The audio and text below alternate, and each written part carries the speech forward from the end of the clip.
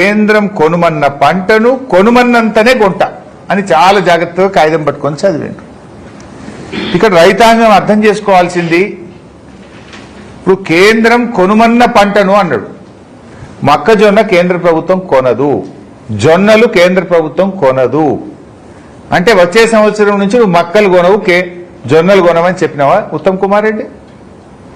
కేంద్రం కొనుమన్న పంటనే కొంటాను. మరి కేంద్రం మక్కలు కొంటలేదు ఇప్పటిదాకా ఈ రాష్ట్రంలో, జొన్నలు కొంటలేదు. కేసీఆర్ గారు ఉన్నప్పుడు మక్కలైనా జొన్నలైనా కేసీఆర్ ప్రభుత్వమే కొన్నది, నష్టం వచ్చినా రాష్ట్ర ప్రభుత్వమే భరించింది, రైతుకు మాత్రం మద్దతు ధర అందించింది అది బీఆర్ఎస్ ప్రభుత్వం.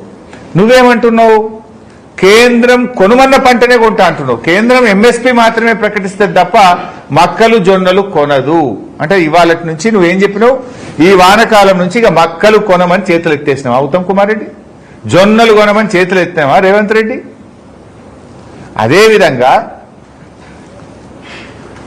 పప్పు దినుసులు, నూనె విత్తనాలు, ఈ రెండు పంటలు కూడా కేంద్రం 25% మాత్రమే కొంటది. అంటే కందులు, పెసర్లు, శనగలు, సన్ఫ్లవరు, ఇవి కేంద్ర ప్రభుత్వం 25% మాత్రమే ఆ రాష్ట్రంలో పండిన పంట కొంటది. అంటే వచ్చే సంవత్సరం నుంచి ఒక రైతు ఎకరాలో 10 క్వింటాల కందులు తీస్తాడు. అంటే 2.5 క్వింటాలు నువ్వు కొంటావు, 7.5 క్వింటాలు బయట అమ్ముకోమని చెప్తున్నావా? పెసర్లు 6-7 క్వింటాలు వస్తాయి అంటే 2 క్వింటాలు కొంటా, మిగతా 4 బయట అమ్ముకోమంటున్నావా? సన్ఫ్లవర్ 8-10 క్వింటాల దాకా వస్తుంది అంటే 2 క్వింటాలు కొంటా, 7-8 బయట అమ్ముకోమంటున్నావా? అంటే నువ్వు కొనవన్నట్టు. కేంద్రం చారణ కొంటే నేను కూడా చారణ కొంటే ఇక బారాన మీ ఇష్టం. ఇక ఏది దళారుల దయా దాక్షిణ్యం, మార్కెట్లో ఎంతకైతే గంతకు అమ్ముకోరు, ఏమన్నా కానీ మాకు సంబంధం లేదని చేతులు ఎత్తున్నాడు ఇవాళ రేవంత్ రెడ్డి. అదేవిధంగా వరి ధాన్యం, ఇప్పుడు వరి మన దగ్గర ఎక్కువ పండుతుంది.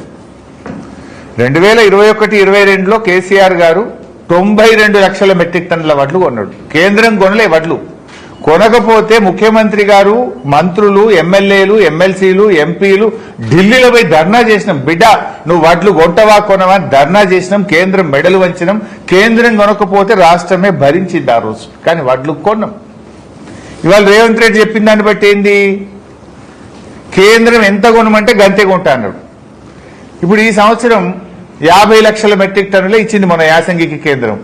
అంటే ఇప్పుడు వచ్చే సంవత్సరం కూడా 50 ఇచ్చింది అనుకో, మీద వడ్లు కొనవన్నట్ట. ఇక వడ్లు కూడా సగమే కొంటావా? మరి పండించిన పంట ఏం కావాలి? రైతుకు భద్రత ఏది? భరోసా ఏది?